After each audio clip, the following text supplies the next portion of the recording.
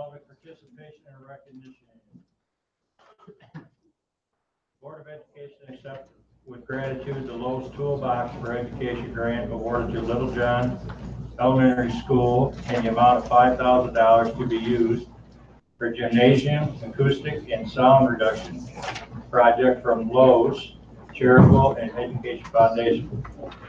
And that the Board of Education accept with gratitude the gift of $16,000 from Mr. Gordon Krishek to be deposited in the Kerry Krishek Memorial Scholarship Fund to be used for scholarships recognizing Dekalb High School senior athletes. That's an action item. Motion. So moved. Second. Roll call. Fred Davis. Yes. Jeff Algren. Yes. Valerie Pena Hernandez. Yes. Howard Solomon. Yes. Thank you very much for those. Absolutely.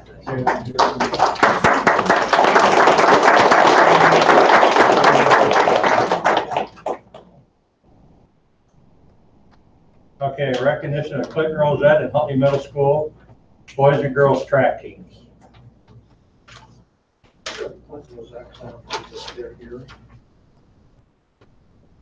We have representatives from Clinton Rosette. I thought we had Riley Newport, the son of the school board president. Oh, we're gonna blame it on, we'll blame it on parenting. Yeah, Okay, I'm Kevin Beverly. I was Riley's track coach at Clinton Rosette Middle School. Riley was the state champion in the 7th grade boys mile, 1,600 meter run. I wasn't sure exactly what his time was, but it was something in the vicinity of 4 minutes, 55.53 seconds. And I say that because the second place finisher ran it in 4 minutes and 55.56 seconds. Riley had to really battle. He ran a smart race, but he's a smart kid. He's also a really good kid, and even though his mom's not here, I'll say that anyway about him. He can make the Barbs proud, and so he deserves a lot of credit for that. thank you.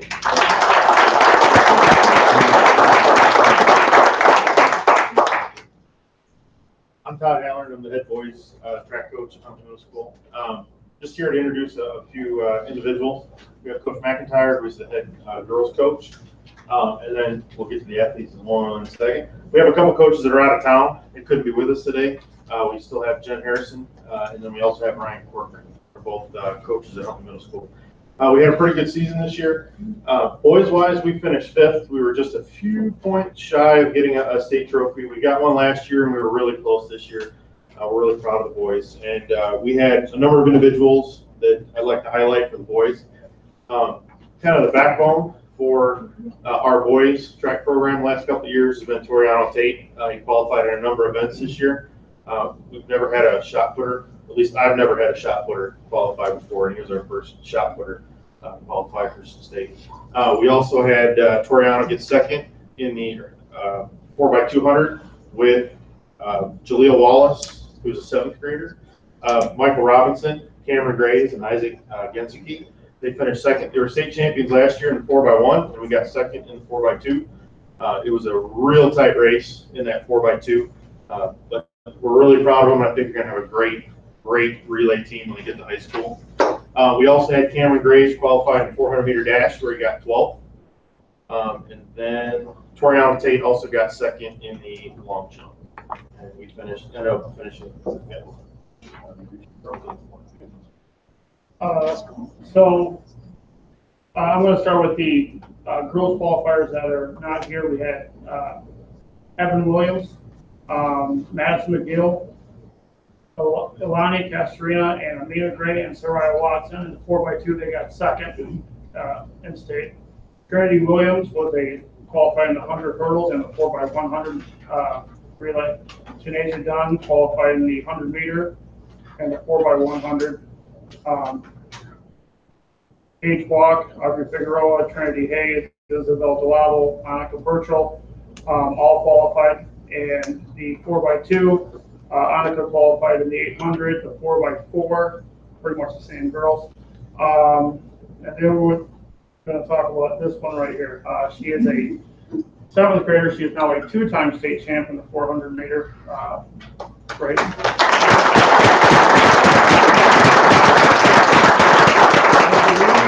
She is Huntley's first two-time state champ, and she got 7th in the 400, 2nd in the 200, and like I said, she placed in the 4x2, which makes her the first 4-time place winner in a single meet.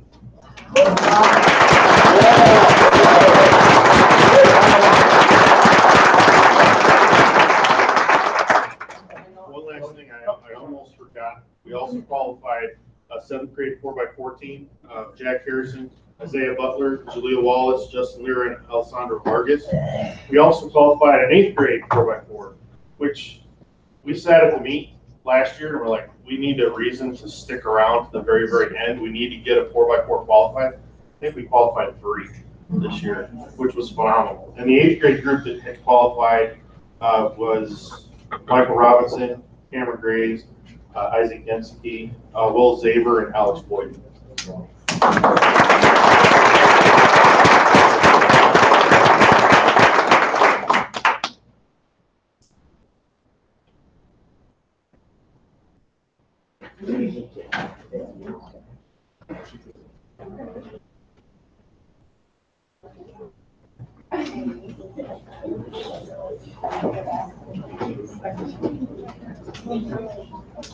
That's recognition of the Dekalb High School spring teams. Girls track and field team.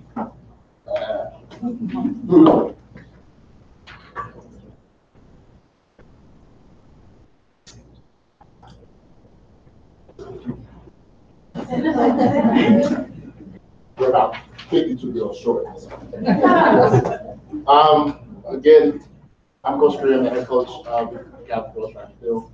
It's my 3rd year now here at DeKalb. This year was an awesome season. I'm pretty sure we only lost 1 meet this year. That was at home with Baltimore. Everything else we pretty much dominated. Since 2016, we've reset every school record in sprints and also in the mile, 2 mile, well not 2 mile yet. Amy Townsend's record, pretty tough. This year we finished 5th in state this year. These 3 young ladies, missing 1, is the state champions in the 4x2.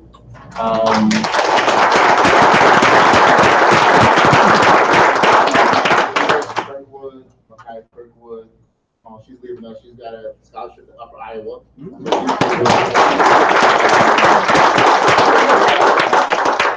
These 2 are sophomores. Harold is also a sophomore, so most of our team is coming back. We're missing the other state champion, Bree Bugs, who is also has a scholarship to Indiana State for right there for track and field. This year, we signed every senior to a school. So every senior is going to college this year.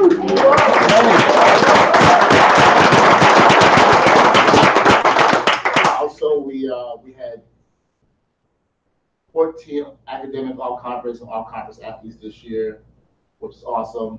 We had 1 academic all-stater, Captain Olson. Captain Olson also finished 6th in state in the 2 mile, and she finished 9th and 10th in state in the mile. Bree Bugs finished 4th in state in 200 with a new school record of 24:24, which is fast. Sierra Long finished 7th in state this year with a 56:86, another school record. The 4x2 team was the 4th fastest time in IHSA history at a 1:38:36, which is 4th all-time ever in Illinois sports. Also a school record, by the way. We had a chance. They got invited to New Balance Nationals this year, but it's already in South Carolina, so we ain't going down there. So also this year we went to Kansas and dominated the Kansas relays this year. It was a very historical meet. We won the 4x1, 4x2, and the 4x4 down there. Our 4x1 team with these 2 right here, and Sierra Long and Bree Bugs was 2nd in state this year with a new school record as well. We're just breaking records all over the place. With their 4x1 time they ran in states like 19th overall in IHSA history. We're just racking what's the gap. Just another great year. They did everything we wanted them to do. They brought us to the program. The highest finish in school history for us in the state being 5th place. And we'll just continue to get better and better every year. We got Watson coming in a couple of years. Can't wait for that. Come on, Huntley, keep it coming. And we're hoping to continue to build our program as we have this whole year. So.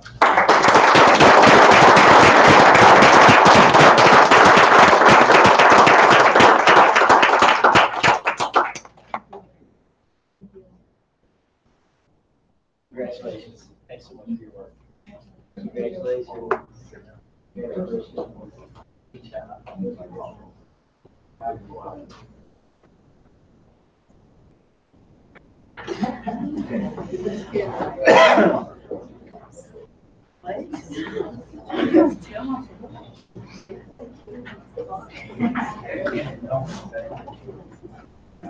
Okay, now badminton team. So we got coach here.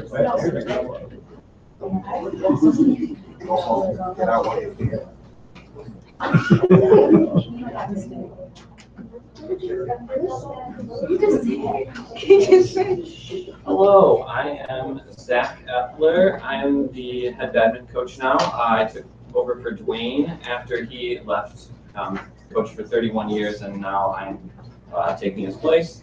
So this is my first year in charge, and it was a pretty good year. We didn't break as many records as track. That's difficult, yeah. But we did break some records, so we'll get to that. All right, so first up we have, I'll introduce, we had 2 doubles teams qualify for state. We had Holly Trapp and Wee Zhu, and Helene Colleen and Enzo Liu. So 3 of them qualified last year. Enzo did not because she's a foreign exchange student, which is also really fun. So Holly and Wee, their combined doubles record was 43-4 for the season. Their only losses came to people who were seeded within the Sweet 16 at state, and they upset the #1 seed at sectionals, which made me feel really good because that's, you know, when people fight really hard for that #1 seed and then you beat them, it's just really satisfying. So they took 2nd place at sectionals because they lost to their teammates, which is kind of a sweet loss, even though it might hurt a little bit. And then at state, they upset the #9 seed to break into the Sweet 16, which is played on the 2nd day of state, and they were the only non-seeded team to get into the Sweet 16, which is awesome. The 4 losses they had, one of which was to their teammates, the other 3 were to the 6 seed, the 11 seed, and then some other seed at state. So they only lost to really good people, and that's what we aim to do. So then we'll move on to Helene and Enzo. They spent a lot of time playing singles during the year, but their doubles record was 25-1.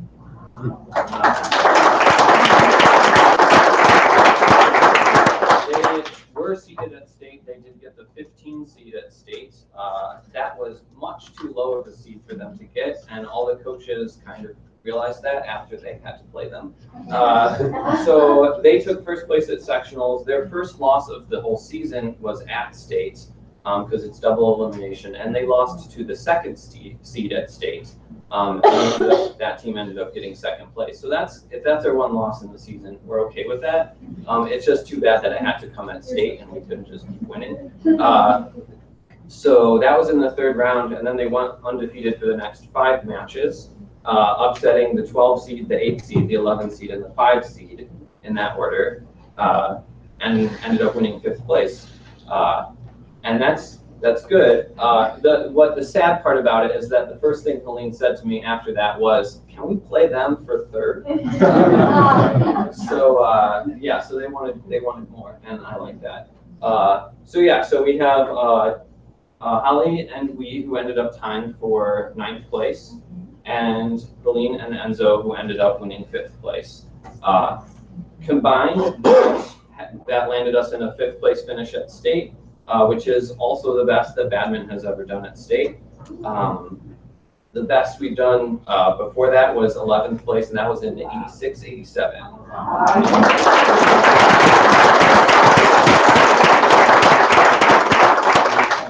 As far as other accomplishments go, since in duels and at tournaments, you sometimes play singles and doubles. So their overall record as the four of them was 153-6. So in singles, Holly was 12-0, Wee was 13-0, Helene was 29-1, and Enzo was 31-0. So they, if you saw us in the paper, I believe the headline was nearly perfect, and that pretty much sums us up because we didn't do a lot of losing.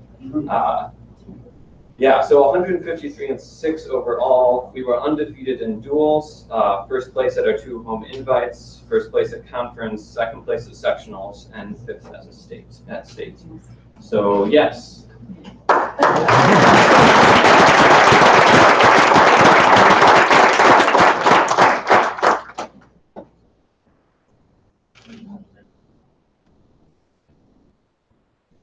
Terrific job.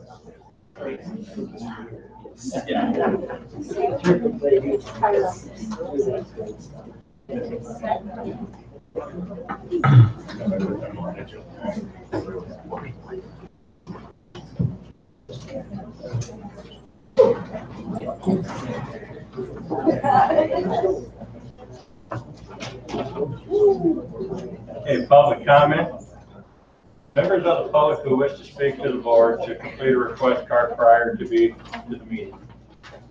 A section of the meeting will be reserved for comments from the public. All comments should be limited to 3 minutes.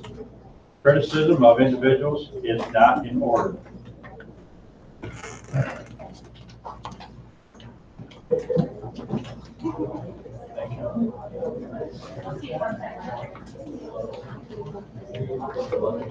David Barrow. My name is David Barrow, proud father of 2 Dekalb High graduates. I am speaking as a concerned taxpayer. Through Freedom of Information Act requests, I and others have learned that the largest legal expense for District 428 over the past year has been in relation to the John Doe lawsuit regarding the residency status of our students. The total since October 31st, 2017 has reached $51,779.67, which amount does not include charges since March 29 of 2018. I suspect that the total is substantially higher by now, since I assume that the activities of the private investigation firm hired to surveil our students has been ongoing since that time. Of course, I cannot know this for sure, because the board has chosen to lump all expenses associated with the John Doe lawsuit under the umbrella of attorney's fees, although subsection John Doe lawsuit, rather than paying the private investigative firm directly. The board has obscured the actual costs of that firm's services. This is significant because it could be argued that the onus of proving the claims about out-of-residence students in the John Doe lawsuit should have fallen on the plaintiff, not on the district.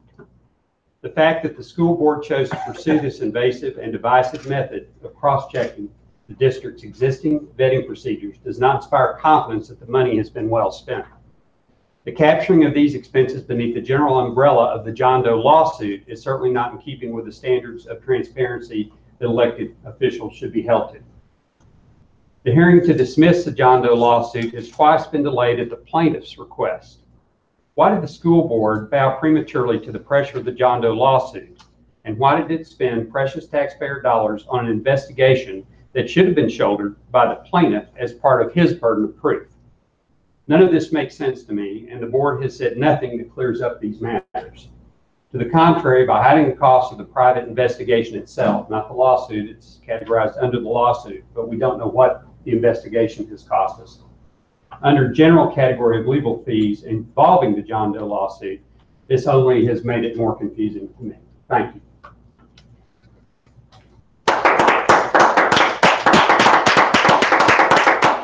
David, can't pronounce the last name.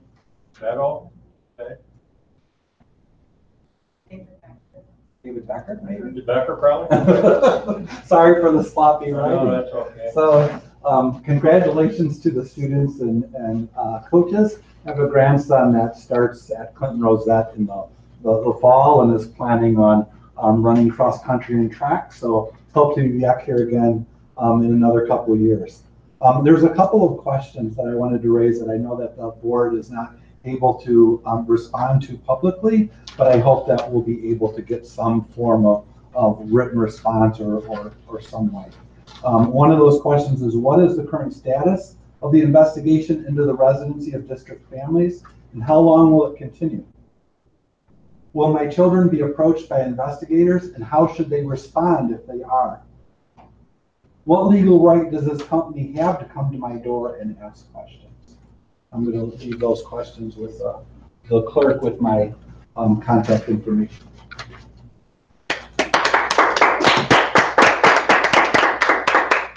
Laura Vasquez. Yes, thank you.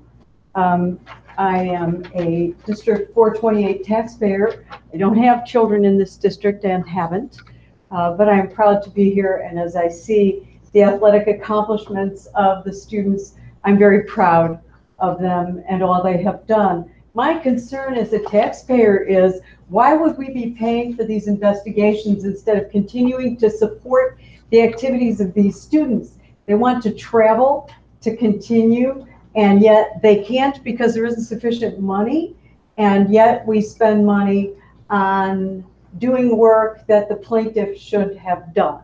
And so I'm very concerned about that, and I would like to know how much more money the board will spend on this effort before we are finished. Thank you.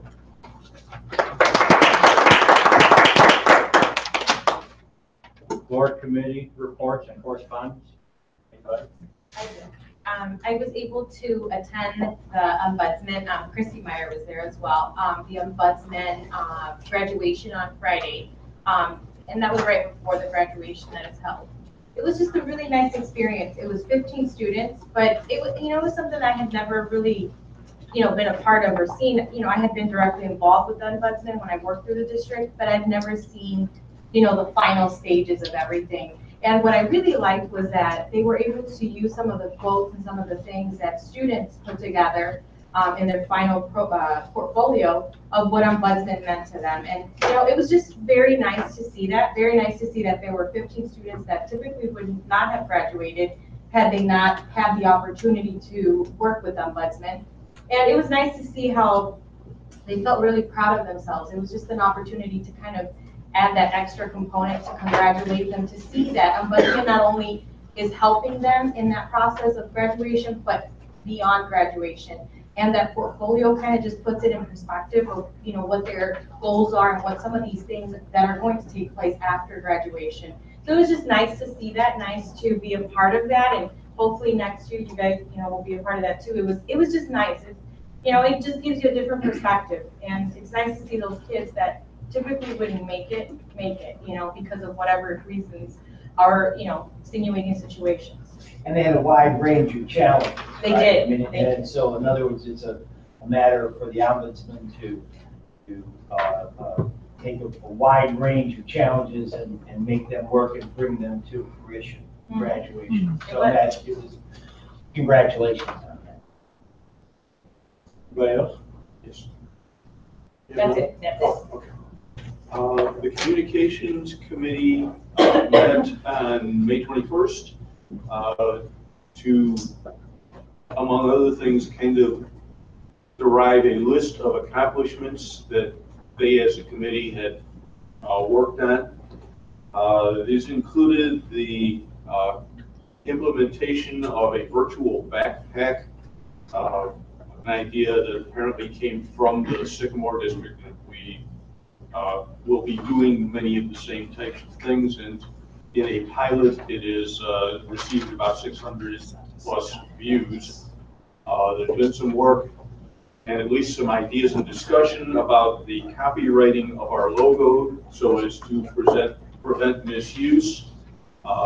And not too long after that, I started seeing our logo floating around town on the signs of somebody who seems like might be a candidate for city manager or something, although that's not an elected position, so I'm not quite sure why the expenditure, but it's there. The internet is completely password protected. The technical reps for the buildings have seen training sessions.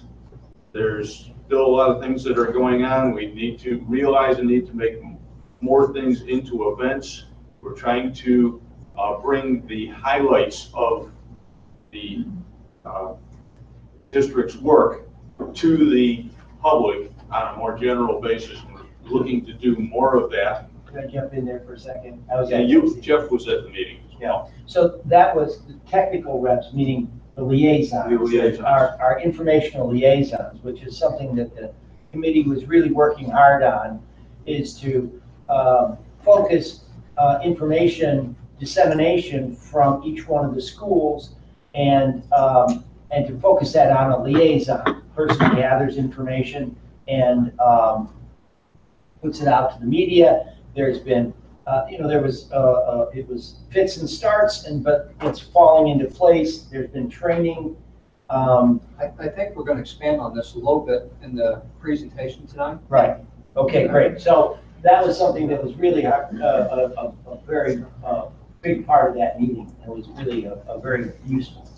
One other thing from the meeting, there has been a class going on using I guess it's a novel as a textbook called The Hate You Give, which had the author called in to address the students as part of the process, which was a great thing to have happen. We're apparently drawing some attention from the author to get that to happen. So, big plus. Anybody else? Presentations. College within a college update. Dr. Jenny Huber, Miss Emily Weller, Miss Jill Springer, Miss Jennifer Lyken, and Miss Amy Cook.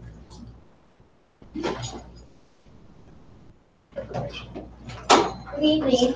So I'm going to turn the update over to these ladies. But as promised, we have completed 2 college within a college courses, guided reading. These are our teachers, Jennifer Lyken and Jill Springer. And then the ESL Module 1 course was taught by Amy Cook. And so they're going to give you a brief little update on that. Okay, so for the guided reading course, we focused really just on elementary teachers. We had 18 teachers start off and 17 teachers completed. Most of our elementary schools and most of our grade levels were represented within the class group.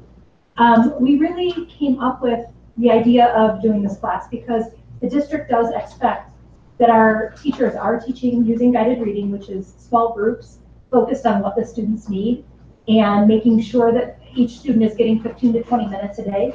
And a lot of our teachers have expressed interest in learning more about how to do that more effectively with their students. So the 2 models that we studied were the Jan Richardson model. Jan Richardson is a reading researcher. She wrote a book called The Next Steps in Forward and Guided Reading. That model is focused on teachers assessing and understanding students' individual reading levels.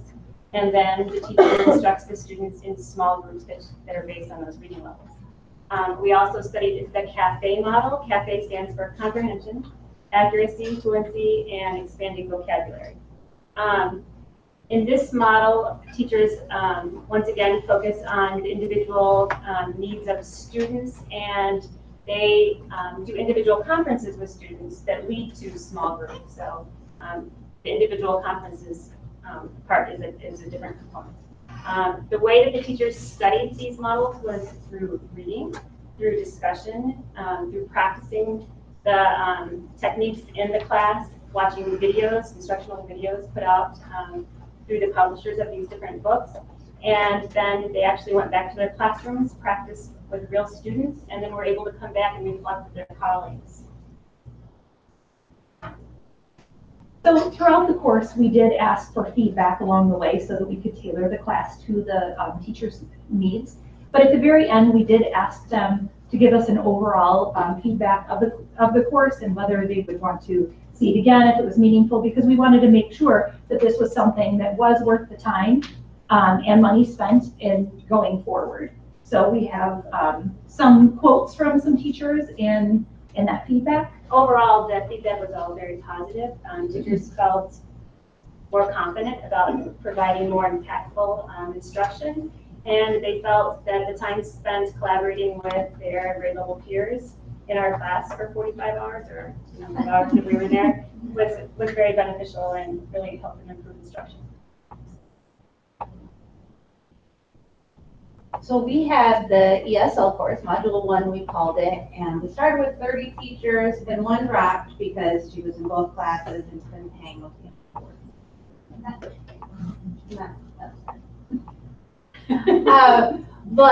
And we had kindergarten teachers all the way through 12th grade teachers, a wide range, classroom, special ed, reading specialists, and tailoring to that audience was super interesting for me. I'm used to working with just gen ed teachers, so getting to work with special ed and high school teachers was pretty interesting. One of the things I'm not sure if everyone's aware of, we have 13% of our students now in Dekalb are English learners. That's huge. When I started in the school district back in 2007, we had around 400. Today, we have 925. So, and then another 1,100 former English learners, total of 1,100. So, quite a few. How we worked the class is we used 2 textbooks. The first one was about advocating for English learners so that we could get some common ground on why are we even here. I'm often asked, can you come present for half an hour and give us some ESL strategies? Well, even 45 hours together, we didn't cover all that English learners need in their instruction. So these are the 2 books we used, Advocating for English Learners, just to get that sense of why we need to advocate for them, what our students are coming with. It's not just academics and language development, there's a whole cultural piece that we need to embrace. Then we moved on to differentiating instruction and assessment for English learners. And we too had an author come and present via Skype to our class. That was pretty neat when she found out that we were utilizing her text. And she got to speak right with the class and answer their questions. But we really worked on scaffolding for language and academics with our English learners. And they took our Common Core templates that we had developed, added the ESL methods and supports, went back and taught them, and came back and reflected. And what was really neat, I taught for NIU as well. I teach bilingual methods as an adjunct there and assessment. Completely different with working with our own staff because we got to use our own materials and our own students, and it was very applicable to what they need in their everyday life. And so that was fun to see. Here are some quotes from them. They want a second level to the class, is what they've said. And we have people who want to take the class again. We have people audit the class who weren't allowed to participate because they already have an ESL endorsement. We had one person do that, so she didn't get paid or anything, she just wanted to come. So that was fun, but those are some of the quotes we have from our folks. And we did a midpoint check-in as well as an end of the course check-in. One more. So what's next? We sent a survey out to the staff just like we did last year before we started the program. And let me go ahead and click. I had 191 responses as of the time when I had to submit this. I know I've had a few more trickling in, but this is the breakdown. So we asked if there was interest in the ESL class, the reading class, or a 1 to 2 credit hour class. The way when we mapped out these courses last year, the number of hours that fell in these, they became 3 credit courses. So we put the option of, would you be interested in like a 1 or 2 credit that is appropriate time length for that. And based on the breakdown, these were the number of staff interested in each of those courses, and you can see the different levels and the interest levels. So there's definitely a high interest or need to continue these courses. I have a question. Yeah. I understand what an ESL class is. I think I understand a little bit about what a reading class is. I'm not sure how what the distinction is for a 1 or 2 credit course. So if you go to the next slide, that's a great question. What was coming up as one of the needs for us, and these are the results in the order that they came in. So it's not from highest to lowest, but it goes equal to the bar graph above. There was 100 people interested in a social emotional support. Like it could be a book study. Take the book, and instead of spending 45 hours together, it would be 15 hours together, and it would be worth 1 credit instead. And then they could bank those over the course of years and eventually move up on the 3 credits.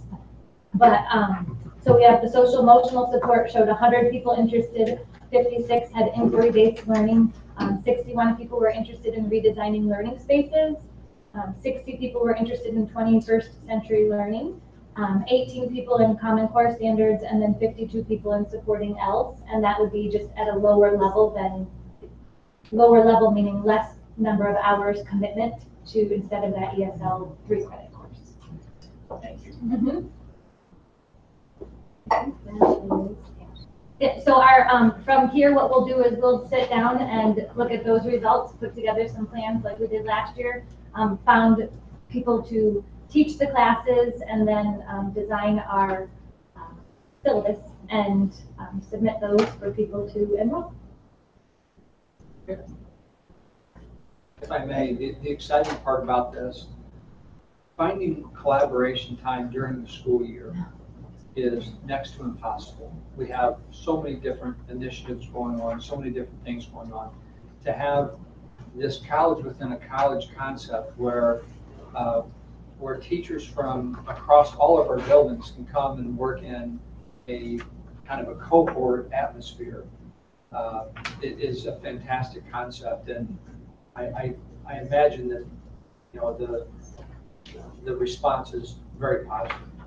That was a favorite part of all the teachers that said they loved being able to work with their colleagues and talk through those things, because they don't have that time. Well, we've all had college classes where we're off at name the college, and you go to class here, go to class here, go to class here. I've also been a part of programs where it's a cohort. Mm-hmm. So every time you go back to the weekend, it's the same group, and you learn as much from each other as you do oftentimes, from the content itself. So wonderful concept. Thank you. And I would imagine, well, my experience is that it develops, it extends past the classroom. In other words, those relationships that you establish in the classroom and the sharing that you establish in the classroom goes on after the class is over. Keep in mind that with we have the multiple attendance centers that we have. There are people that can go all year long, and somebody in Malta may never run across somebody in Cortland, or rarely. So it's not like we cross paths every day. Right? So to your point, absolutely, it's another opportunity to build relationships within the district. It's much more cohesive group. Even on the ESL slide, I didn't mention it. Even within the buildings, cross grade level teams got together. So one of the things each of our buildings walked away with was an advocacy plan for moving forward with supporting students at their building. And part of their homework was to go discuss with their administrators. Mm-hmm. And then they had to come back. You remember you did it? Yeah. So they all have a plan moving forward for next year, and we'll have check-ins next year. It won't be the course, but it will be follow-up. But how's your advocacy plan going? What do you need from the district to support you in the building? And I think that was something wonderful that came out of that. Thank you very much. Thanks so much.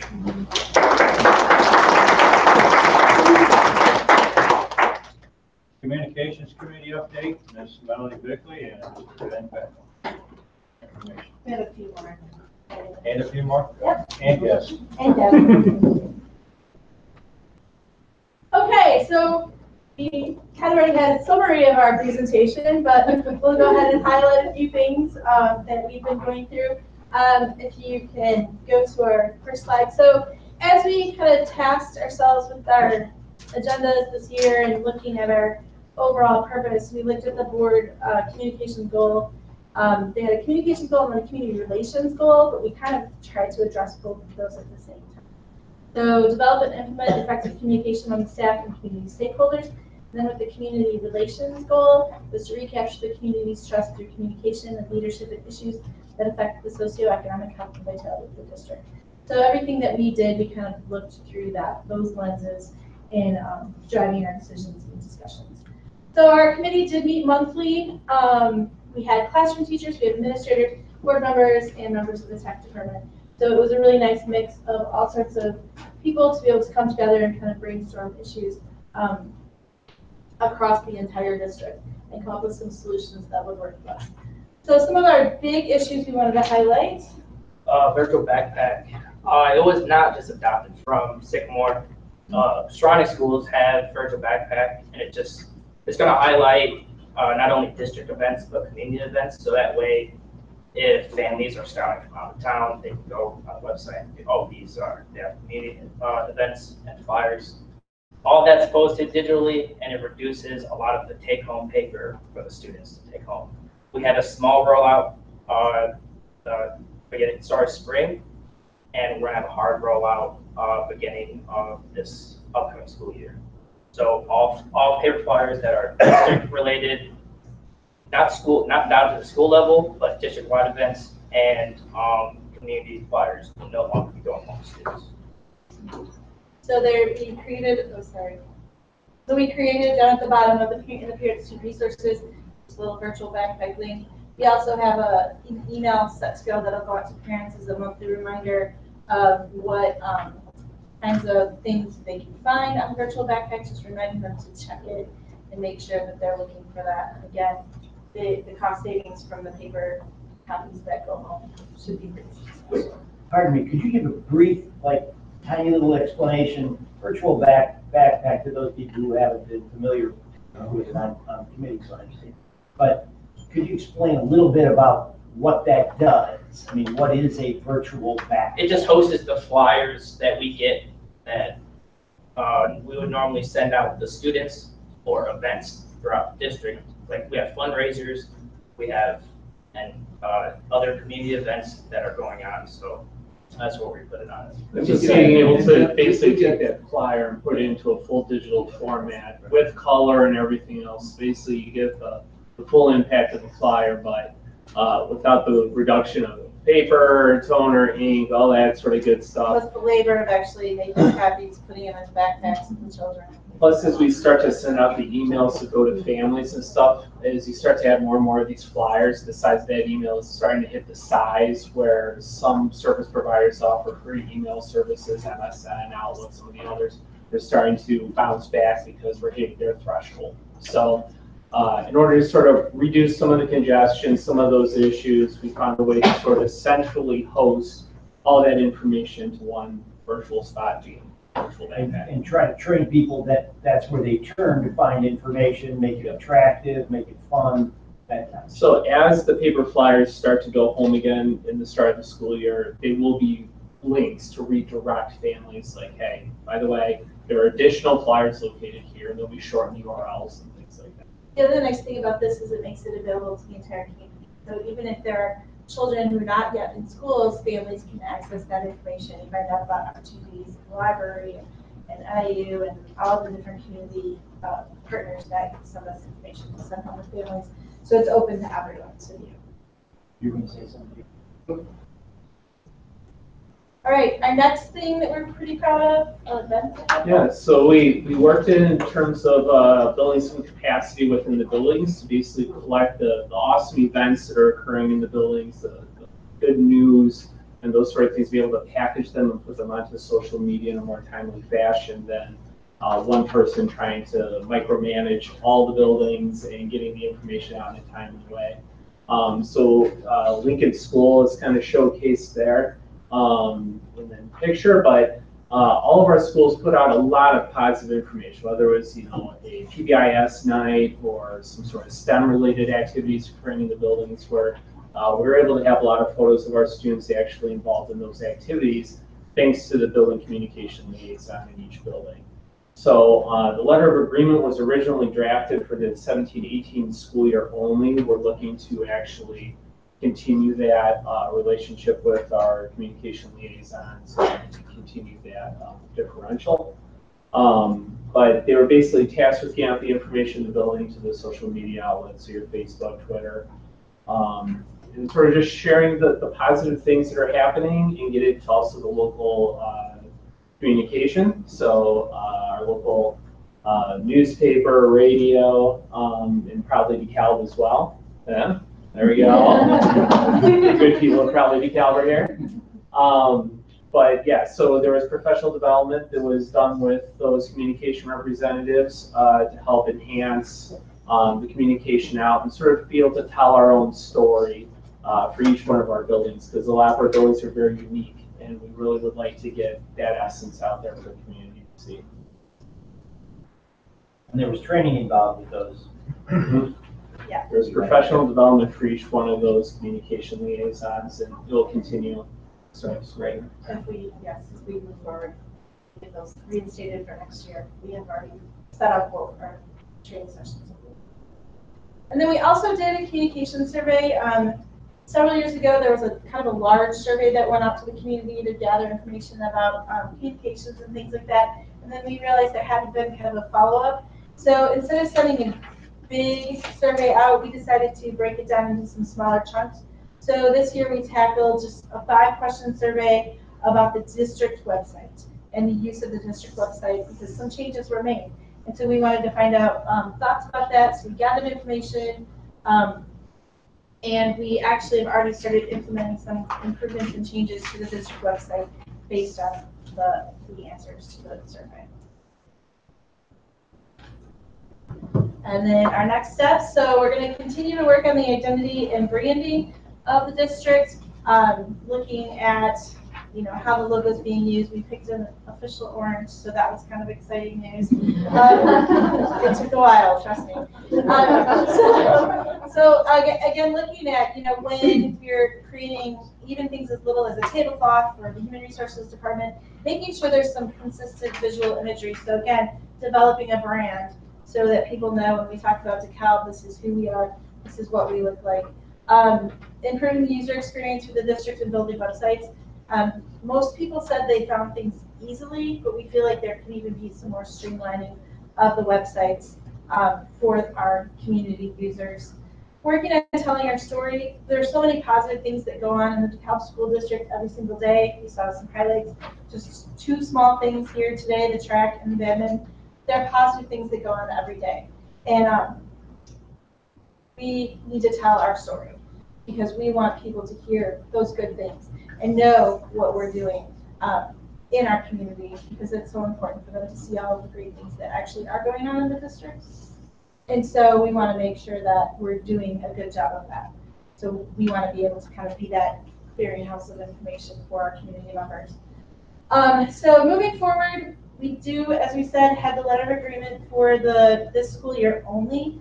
So we would like to recommend that the board approve that as of moving forward for the following year as well. And I think, I'm sure we're going to ask to do that as an action item, or what's it called? We're going to bring it to the next meeting. Bring it to the next meeting to ask for that approval. The technological term. And then, as we discussed, and we were all kind of part of this discussion, when we talk about the amounts of work that this kind of this size of a district, this amount of positive storytelling, tying in the Human Resources Department, tying in all the different things that our district does.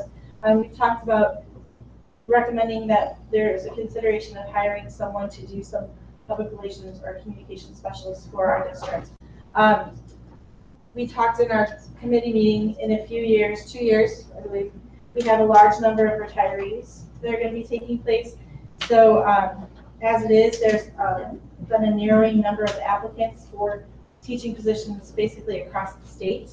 When you add that with our decreasing numbers of substitute teachers that we're finding and assistants in the classroom, so we do need to kind of step up our recruiting efforts. So having someone on board to do kind of the public relations and communications as a full or part-time position would be a place for kind of getting that word out for our community, as well as improving the community perception of our district. Because as we said, we do great things here. We want people to know about it.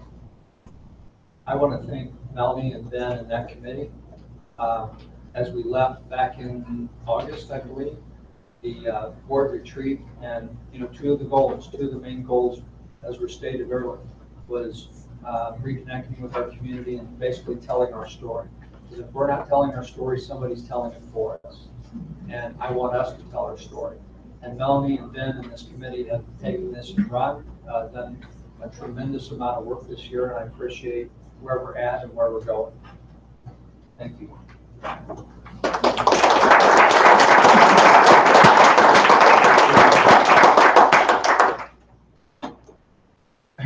Next item is an information item.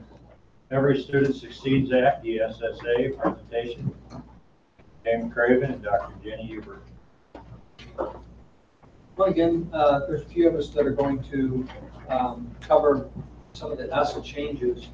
And I really want to note that, ESSA, Every Student Succeeds Act, is really an extension. It's been around for 50 years as part of the Elementary and Secondary Education Act. It was recently replaced, December 10th in 2015, replaced the No Child Left Behind Act. And over the course of time, the federal government has kind of decentralized this and told the states, we're going to give you the charge of developing an ESSA plan with parameters, send it to the federal government to get approved. And what we want is for it to be more tailor-made to your state. No Child Left Behind obviously kind of blanketed everybody and had some hard, fast rules. Under the ESSA Act, they said, make it fit your state. What the state of Illinois did was had several different groups who had a voice in the development of what our plan is going to look like. And everything from the Illinois Principals Association to the Illinois Association of School Administrators, Illinois Association of School Business Officials, and many other organizations had a voice at the table. So tonight, we're going to present what, if you can flip to the next slide. This is kind of the 10,000-foot overview of what we're going to see from the changes in ESSA. The first big change is this is a 15-year plan, 15-year timeline going out to 2032, as it says on the board. And these are the main target goals that they're going to focus on: 3rd grade reading achievement, 5th grade math achievement, 9th grade on track to graduate, and then the percent of students that are leaving our schools college and career ready. There's going to be a 3-year look back, and that's how schools are going to be rated, so to speak. And another big change is they're not only going to rate districts, but they're going to rate schools within the district. So each school will receive a rating, which we'll get to in a moment. All right. So, are you going to take the subgroups? Isn't that, yeah, Go ahead. slide 3, right? All right, slide 3. Under No Child Left Behind, that just ended, we had subgroups. We had to have something like 30 to 40 students in a grade level to be a subgroup. With ESSA, things have changed. Now it's a certain number of students per building, and that certain number is 20. So now if you have 20 students from one racial or ethnic group, they are a subgroup for your building. When you look at students with IEPs, low SES, students with 504s, they're going to be a subgroup. So as an example, every school building will have a subgroup for special education for students with IEPs now, because every building has at least 20. Having students with 504 plans, that's new, that they will be considered a subgroup. Students who were formerly receiving special education services will now be monitored. They're a group. English learners, 20 in a building.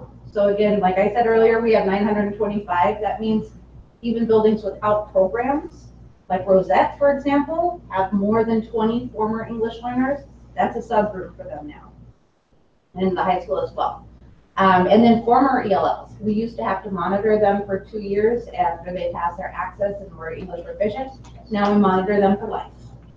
Until they graduate or leave us and are dismissed from services, and that's. So what this means is this is part of kind of the bigger picture here. And again, we're going to kind of do broad strokes here about what the indicators are that the state is going to be looking at with the ESSA plan. And part of the reason is that you'll see that there's some indicators that are still being defined, especially in how they are operationalized, like how they're actually going to be measured and calculated for the ratings. So again, each school will have their own rating based on these indicators, and they'll have a rating for all students in their school, but also for each subgroup that has 20 or more students. And there's kind of two larger pieces. There's academic indicators, which account for 75% of the summative rating. And then in a couple slides, we'll see that there is student success and school quality indicators that will account for 25% of the ratings. And you'll see part of this is a big change from No Child Left Behind, where everything was the rating was just based on academic proficiency on one test. So now they are trying to better represent the complexity of everything schools do for students to help students be prepared for their future. And so there's kind of multiple pieces to it, and to also represent more than just a proficiency level as well. So I'm going to go through kind of in general and highlight a couple things for you about the academic indicators. So proficiency is still a part of it. Again, that is the percent of students that meet a certain standard on the state assessment. And we have that for ELA and for math. You can see it both for elementary. In ESSA terms, elementary is pre-K through 8th grade, so that does include our middle school buildings as well. And then also science proficiency is in there as well. You'll see that the percentages change a little bit from next year, which is the first two columns, to the year after, when science proficiency starts to become actually counted, and then ELA and math proficiency are reduced slightly there. The other piece that we have is, sorry, can you go back? Sorry. The other piece that's important in here is there's a growth piece. So that's new. And so instead of just looking at the percent of students that meet a proficiency level at the pre-K through 8 level, the elementary level, they're also considering student growth. There's a lot of different models you can use for student growth. All the models do is they look at what an expected growth is for a student. It might vary slightly depending on which model you use. And then what growth do they attain and what's the distance between the two. Currently on the ESSA proposal, a linear regression model is proposed. There is a technical advisory committee that has proposed some changes that may be voted on in the June ISB board meeting, so that may change. Next slide. Yeah, so I'll go. Graduation is also important then for high school. Oh, I'm sorry. I didn't mean to push you by. That's all right. That's all right. I thought you were going into our linear regression. No. The other piece, just a quick note then too. So right now, there's not a growth indicator for the high school. It's graduation rates only. That may, in 4 or 5 years, they might look at that again to see for that as well. The other piece that's up in the air, and I just feel compelled to mention this, we don't know what the state assessments will be next year, so that will influence that piece as well. We will. So the piece for this that we wanted to mention is that growth piece also becomes another rating that schools get. So the school will get a summative rating, which we'll talk about in a second, and then based on the growth model, students in pre-K through 8 buildings, or schools in pre-K through 8 buildings, will get a growth grade. Now, initially, this was going to be rolled out in 2019, but the new timeline is that this grade would first come out with in the fall of 2020 in that Illinois report card. So it's still a couple years out here. So the other set of indicators is this other piece about student success and school quality indicators. So all of this part is new. Typically, this hasn't been part of the state accountability system. There is a pretty heavy weight on chronic absenteeism, so that is new for us. The climate survey is part of it. And then there's a couple other indicators that are still being developed. There is an elementary indicator, a pre-K through 2nd grade indicator, sorry, elementary and middle grades, and then a fine arts indicator. So you'll see right now they're 0%, and then as they're being developed, they will become an active indicator for the building. Excuse me. Yeah, yes. Climate survey is safety, So this, security, what is the climate? yes, great question. Currently, this is the 5 essentials survey that we give. The current way that they are operationalizing it is it's the percent of students who complete the survey. So not the results of the survey, but the completion currently rate. that is how they are. Not whether they're high or low, but how many finish and push them in. Yes. And that's climate? It's interesting, hey? I'll be revisited. I believe that one of the recommendations from the Technical Advisory Committee is to revisit that and to actually use the results of the survey rather than the percentage of students who are taking the surveys. But that probably, if that is changed, it probably won't happen for a year or two. Part of the reason is the state recommends, the state provides 5 essential survey for free. However, if you choose to use a different climate survey instrument, which is approved by the state board, and if you're purchasing that, then right now, the state doesn't, because it's not consistent across the board, they're just using the measure of completion. And that's the part that's going to come back at some point, be revisited, that I think the state's going to come back and say, this is the tool that you have to use. And we do get good feedback from the 5 essential surveys. We do. And it's used in other ways in our districts in terms of informing school improvement plans and other pieces like that. But in terms of, I mean, your question's point on that is that really capturing what they want to capture by including climate survey? And that's, I think that's in progress, and I think that we continue to work on how to better use that information for accountability purposes. Okay. Yeah. The other piece here that is important for our high school building, we have 9th grade on track. And so what that includes is the percent of students that earn at least 5 full-year course credits with no more than 1 semester F in a core course. So that has been proven to be an indicator that really predicts graduation and high school success. And then the other piece that is new and kind of exciting is the college and career readiness indicator for our high school. That's slightly in development still as well, but it's kind of a rubric, actually, if I can use James Horn's term, thank you, that kind of outlines different pathways that students might have towards college and career readiness and what pieces should be in place for those students. So for example, how many advanced courses do we offer? How many dual credit courses are available? Oh, but on the other side of it, what about extracurricular activities? Military service could be one option. Community service could be another option. So it outlines a couple of different pathways that students might be on towards college and career readiness, and we will be kind of, high school will be looked at to see kind of what we have in those different pathways and how students are progressing in those areas. I'm not certain yet how that's going to then turn into an actual score for a building, but those are the kinds of indicators that they're going to be looking at for college and career readiness. So it's broader than, again, broader than just a test score.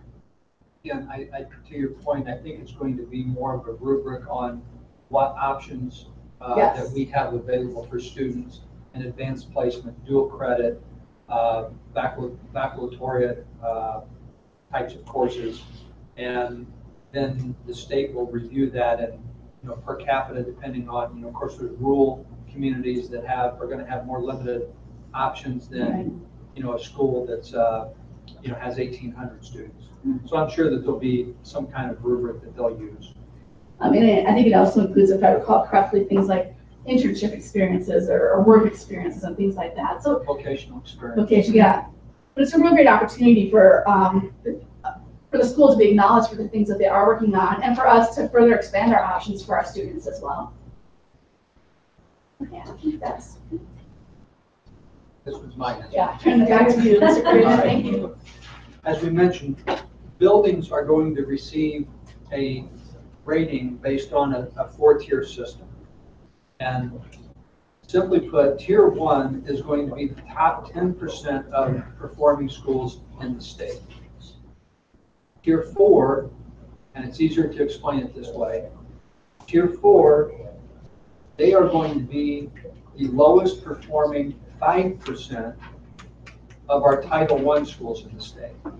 So 1 is the top 10%, 4 is the lowest 5% of the Title I schools. The tier 2 and 3, let's start with 3. Those are going to be the districts that have one or more subgroup that is performing below the lowest 5% of our schools.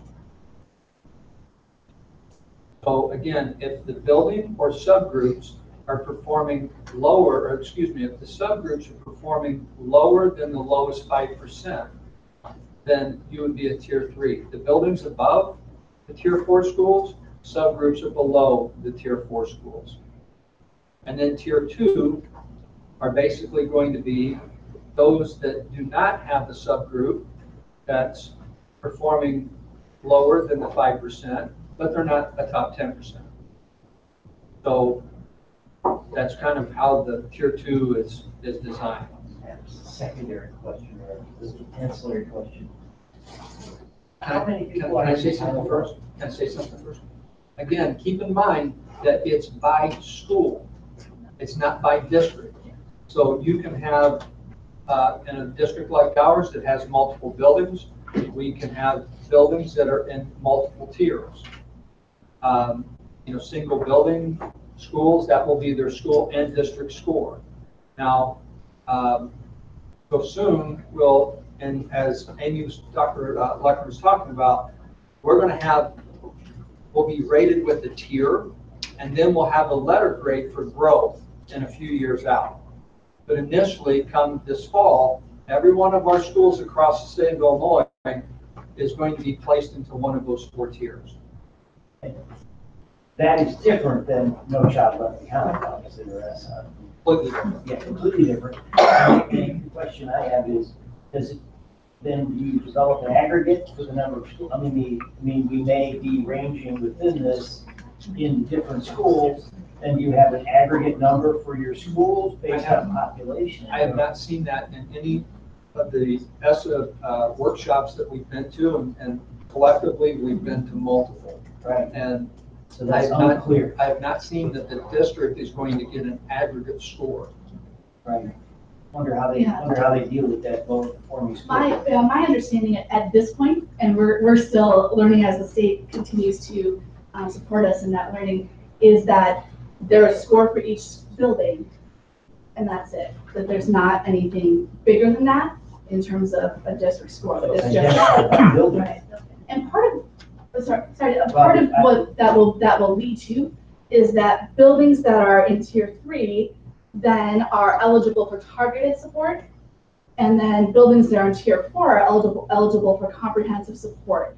And the state has developed a network of resources called Illinois Empower that will be part of that support. And so and they'll be funded so that the buildings that are demonstrating some sort of need will then have support to then meet the goals that are set out for those buildings. I'm sorry, I keep asking. No, go ahead. Is this an unfunded mandate? In other words, is this unfunded, or it sounds to me like a lot of an increase in administrative, there's a lot more administrative kinds of responsibilities in this, and that you're collecting numbers. It seems like to me, is that funded? Do they give you money to increase the administrative assistance, or no? No. Now, let's talk about Illinois Empower and the targeted assistance. Has our workload increased? Yes. Absolutely. Yeah. The targeted assistance and the comprehensive assistance for those schools that are in the lowest 5% of the Illinois schools. That will be provided through the state board, through Illinois Empower. The comprehensive, the targeted. To remediate that. Yes. Exactly. It's a remediation process. with the goal of moving that school out of a tier 4 into a 3 or 2. The tier 3, which is more of that targeted experience, because again, that's a school that has a subgroup or more than one subgroup that's in that tier 4.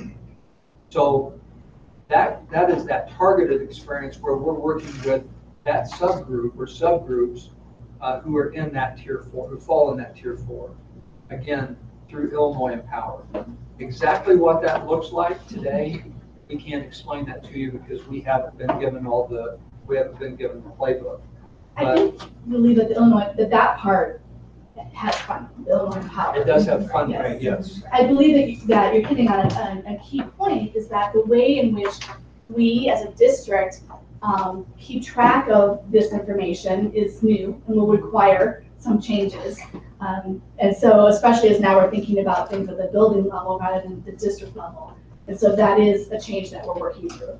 And so and you're going down from 30 to 20, so presumably those focus groups or those groups will need statistics on each one of those 20 groups rather than 30 groups, which we kind of opted out of 30 in some of the schools because we didn't have 30. We will have 20. Right, yes. Right? And now you start focusing on some of these issues, right? That sounds to me like a lot of stuff. Now, with that being said, we do in all buildings and with Dr. Luckner's guidance, we do an excellent job of tracking student performance with our local tools. And this will be obviously another layer. So if we can, I think we covered the next 2 slides.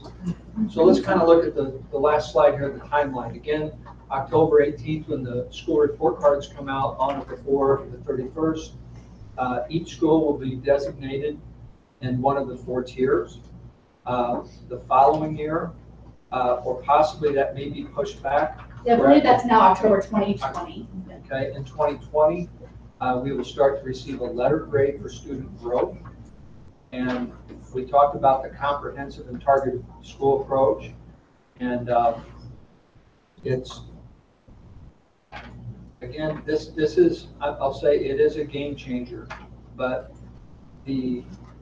having the ability to have the school culture and climate piece, the recognition of student growth versus just attainment, a lot of, I think, very positive pieces built into this, and it's a much better plan than what we were up against with No Child Left Behind. And again, I will give the state credit that they didn't just go into a room and build this. They actually pulled from across the state, from educators, from different groups, to help construct this plan. And some of it, some of the things that maybe we wanted as educators didn't make it in, but it's a lot better plan than, again, No Child Left Behind. So that's what we know today. As Amy pointed to, they're still kind of building the plane a little bit as we start to fly it, but we'll continue to share information as we get it. So, more information, more work. The nice thing too, I think that Mr. Craven is alluding to as well, is that a lot of this aligns with programmatically the work that we've already been doing. Yeah. In a lot of ways, in the sense that there's been a lot of work at the high school already on career and college pathways and climate things that we've been working on with diversity plan, with social emotional plan, things like that. So it aligns well with some of the work we've been doing. We'll be working on tweaking kind of how we keep track of all that, so we can match the. But also the work. I mean, this is the work we should be doing. Exactly. We want our students to be college and career ready. We want our students to be sustaining a year's or better growth each year. And we're starting to measure the right things. We want to have schools that are great culture, have great culture and climate.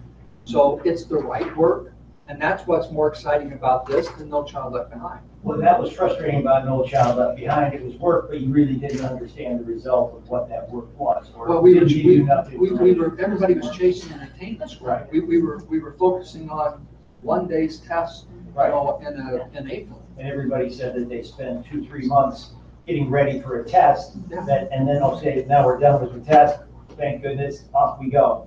And then give you really good information. So it's work, but it's the right work. And the end result is hopefully that it'll give us information that we can arm our students to be better prepared when they're done. Well, I think another point that you're making as well is that the information that we have, even from the data that we'll be collecting, the state is collecting, allows us to better target the support, no matter what tier we're in. Instead of just saying, you didn't make this one score, we don't know why or how to address that issue. Right. But to have more indicators involved will better help us pinpoint, wow, this is an area we can work on. And also be more differentiated in our support by building as well. Right. So, thank you. Thank you so much. Thank you.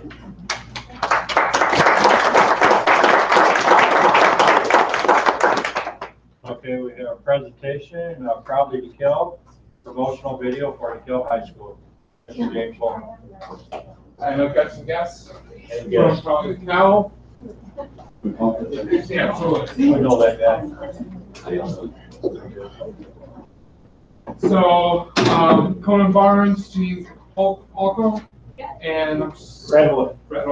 And we partnered together on a production of Dekalb High School, show off the facilities, the programs, and more importantly, the students. So, did you have anything you want to add to that? We do. We just have a few words. One, wanted to explain who we are. Proudly Dekalb is a grassroots movement in a community of a bunch of people, all volunteers, except we do have one paid intern from NIU, a student that we just helped us with some of our social media posting. But we are an all volunteer organization representing many organizations from the private sector to nonprofits to government to individuals as part of our group. A few of those organizations I just want to mention are places like the Park District is on our group. The city of Dekalb is, the Egyptian Theater, the township, the YMCA, the Chamber of Commerce. Like I mentioned, we have other individuals, and we have representation from the Egyptian Theater. Where'd she go? Oh, she's back there. And then Brad Hoy from NIU, and I thought I'd just let you explain really quick what NIU's engagement partnership. So NIU came on board along with the other partners very early on. One of the things that we were able to engage Proudly Dekalb with is through some of our welcoming our new students to campus. So a couple of years ago, we put together a video that was shown to new students and their families the first day that they're on campus. That video is also played during our Husky football games and basketball games. So it's a great way to show the pride that we all have in our own community, and you're showing that not only to our local constituency, our hyper-local constituency, but tens of thousands of fans throughout those seasons.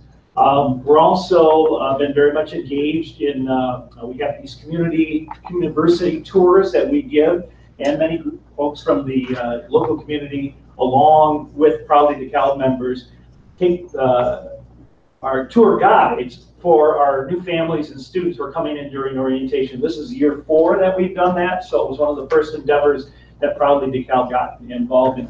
The next thing that you'll see, a very visible sign of Proudly Dekalb in partnership with NIU is, and also the city of Dekalb, is in a few weeks, or I should say about a month, you'll see banners going up all throughout the community along Annie Glidden Road and also along Lincoln Highway that has the NIU logo and also Proudly Dekalb on it. So there'll probably be 250 to 300 banners that you'll see just showing that pride that we all have in our community.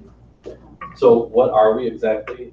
This group of individuals, what we do is we fiercely promote all the positive and good things going on in our community across all organizations, all sectors, all people. We don't discriminate in any way, shape, or form. If it's cool, if it's awesome, if it's positive, if it's good, we're going to do everything within our power as volunteers to do what we can to be able to promote those things, because we believe there was a missing component of that. There wasn't the cheerleader. There wasn't the rah-rah. There wasn't that piece that's out there on social media, day to day, going out with our sign. You realize we got an NIU street team. We have 30 NIU students. 30 NIU students. Outfit them with t-shirts. Give them every week. They're out and about in the community, going to community events with the sign, taking pictures, and trying to promote those things going on. Because our goal is when someone outside the community, a business, so from a diversifying tax-based perspective, a business looking to come to our community, when they Google Dekalb, Illinois, we want to be there. We want to be talking about the school district. We want to be talking about the park district. We want to make sure they realize what kind of a community it is that they can come to, right? Mom and dad sending their kid to NIU, we want that. Someone looking at coming and moving to our community because they got a new job here, and they're wondering, Dekalb or Sycamore? Where do I want my kids to go to school?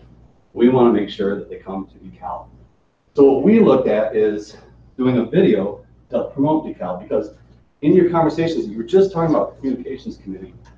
City of Sycamore School District, 2 full-time employees in communication, 2 full-time employees and 2 interns, and a budget to help market and promote the Sycamore School District.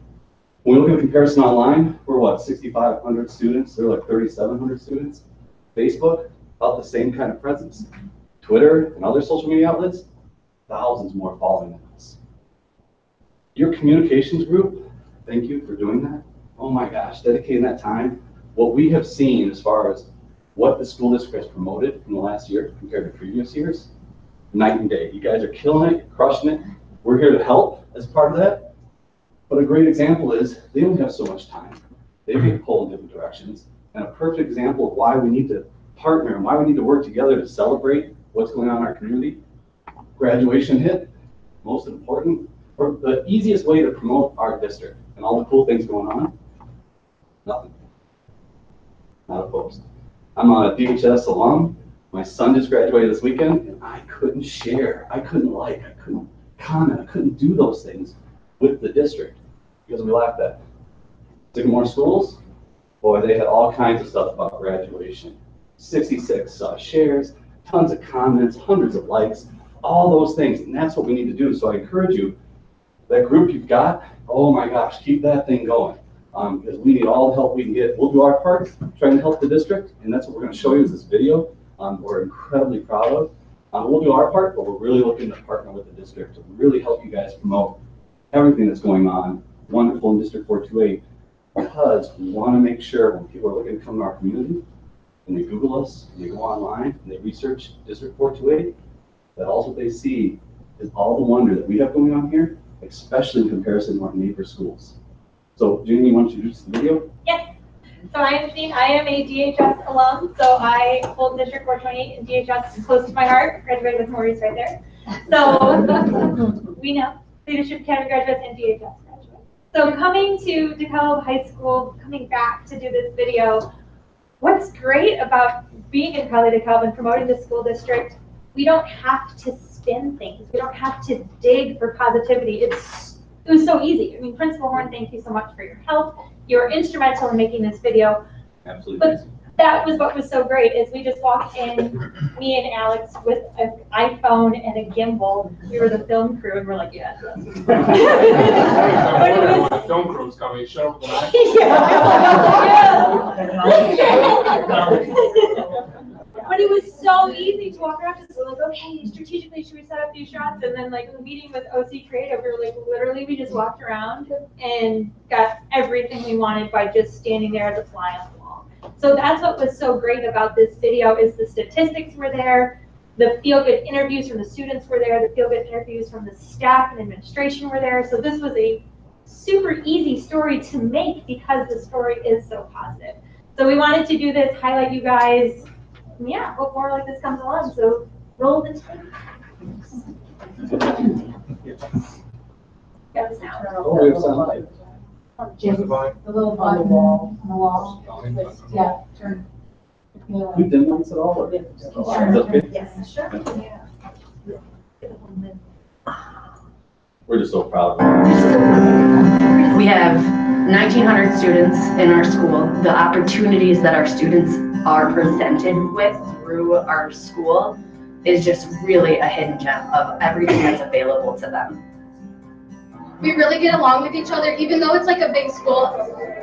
There really is this interesting mixing of culture that I think our students are doing a tremendous job of celebrating. There's so many after-school activities that you can get involved in. I've made most of my friends from being in those clubs. Here at Dekalb High School, we have a fantastic music program. There's an after-school lifting program.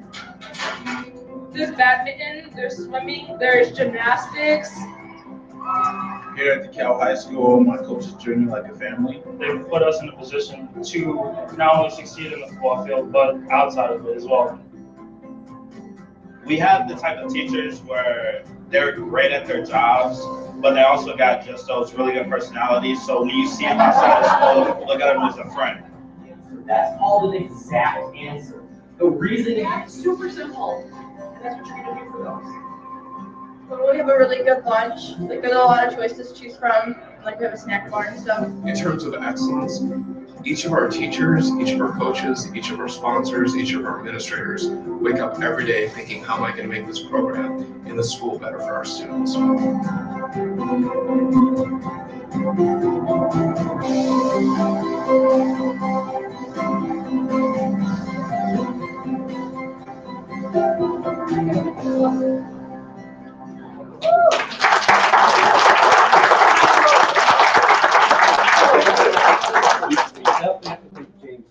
And all the faculty and teachers and students at DHS for allowing us to put this on. It was absolutely fantastic.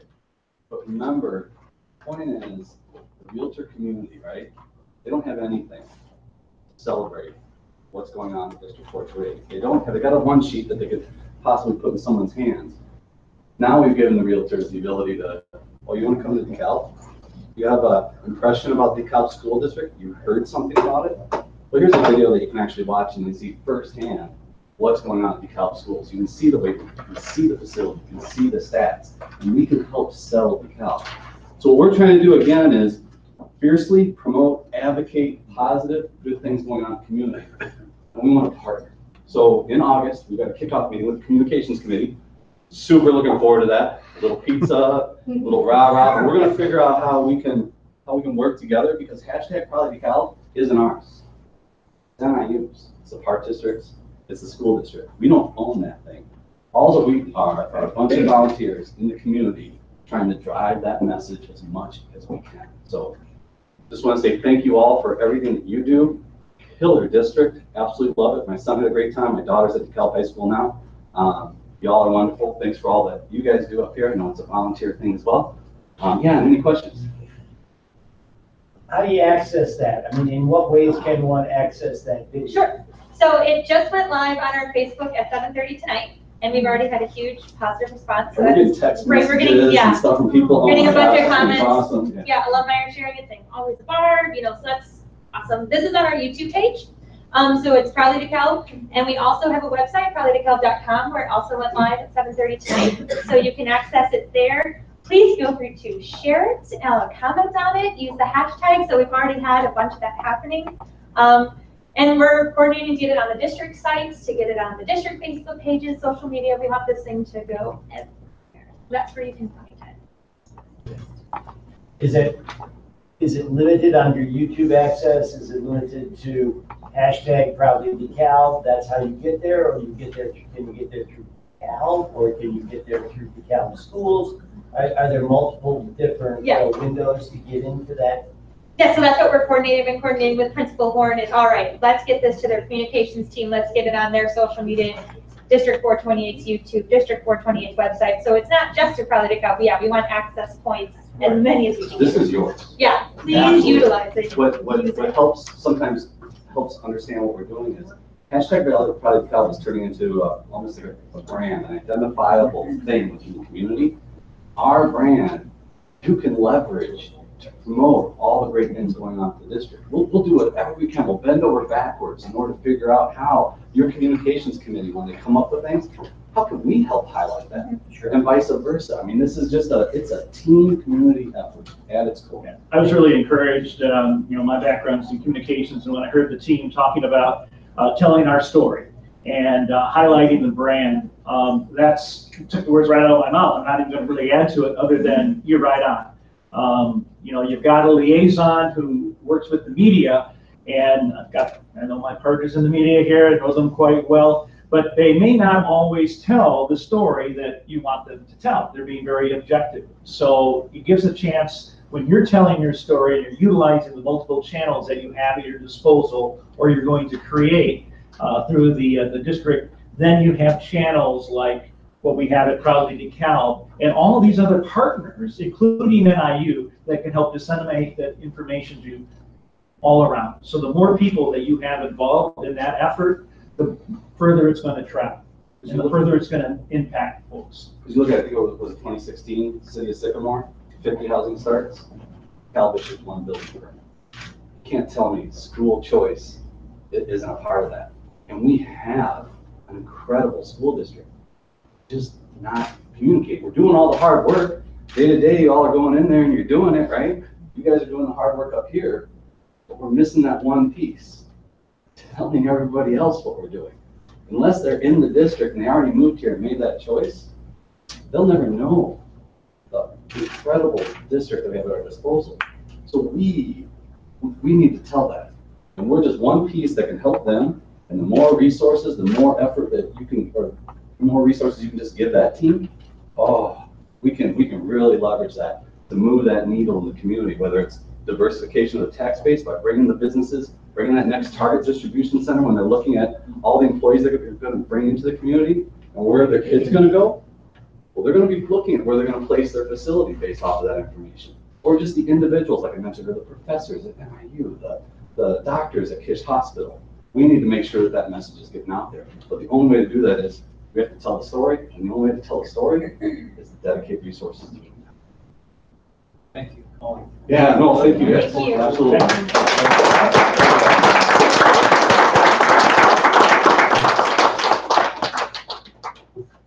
Okay, non-business consent agenda. Action item that the Board of Education approves the non-business consent agenda items A through E. Do we have a motion? So moved. Second. Roll call. Dekalb, Yes. Valerie Pena Hernandez, Yes. Howard Solomon, Yes. Fred Davis. Yes. Okay, business consent agenda, that the Board of Education approve the business consent agenda items A through C. Action item, do we have a motion? So moved. Second. Roll call. Valerie Pena Hernandez, Yes. Howard Solomon, Yes. Fred Davis, Yes. Dekalb. Yes. Okay, approval of administrative contracts. Approval of Director of Curriculum and Instruction contract for Dr. Jenny Huber. Did I miss something? I thought we Okay. Don't make me any more nervous. Sorry. Lost 7 pounds up here sweating.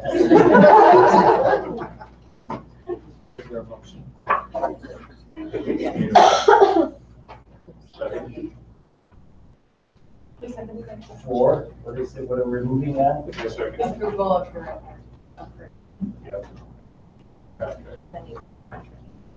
Was there a motion? Yeah, we have a motion. Are we doing these separately or together? Separately. Okay. Howard Solomon, Yes. Fred Davis. Yes. Dekalb, Yes. Valerie Pena Hernandez. Okay, approval of Huntley Middle School principal contract, Antoinette Parker. Action item that the Board of Education approve the 218-219 Huntley Middle School principal contract that Antoinette Parker has attached. So moved. Second. Roll call. Fred Davis, Yes. Dekalb, Yes. Valerie Pena Hernandez, Yes. Howard Solomon. Yes. Business finance information item that the interfund transfer of funds, transportation fund to operations and maintenance fund. Ms. Cynthia Carpenter. Each year, well, within our budget for the 17-18 year, we have a budget item to move $3 million from the transportation fund to the operations and maintenance fund. So for school code, we have to go through the process of a public hearing to do that, which we would do at the next board meeting, and also publish something in the paper so that people know that that is going to be happening at the next meeting in order to facilitate that. And this is something that we did budget for in our original budget. Now, do we need to bring it back for action or no? Well, we'll need to bring it back. Yeah, we'll bring it back Okay. for action at the next meeting. At the next meeting? Yes. Okay. Yeah. How I just want to interject. Nice to have you back. Oh, thank you. It's great to be back. Yeah. Yes. I was watching the board meeting. There was a big kind of imbalance in the room. Yeah, kind of like. Thank you very much. Glad to be back. Okay, don't take off. Great to have you. No, that's the next one. The next one is? Okay, you can sit down. Welcome back, sit down. Food service contract renewal for fiscal year 2018-2019.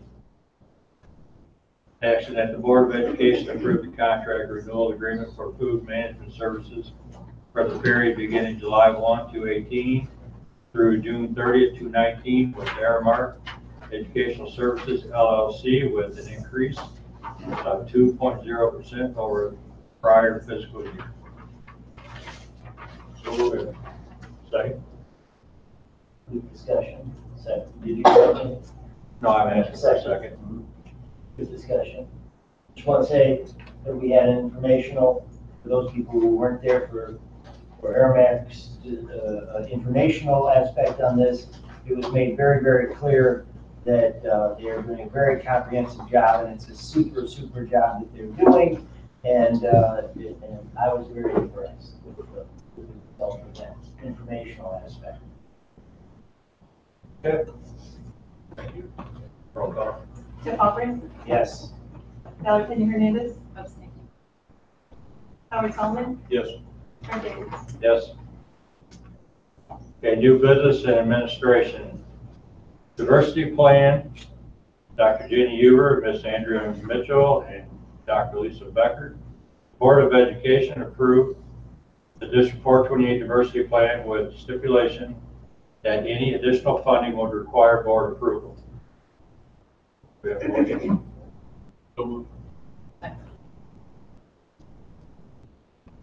Roll call. Fred Davis, Yes. Jeff Albrecht, Yes. Valerie Penny Hernandez, Yes. Howard Solomon. Yes.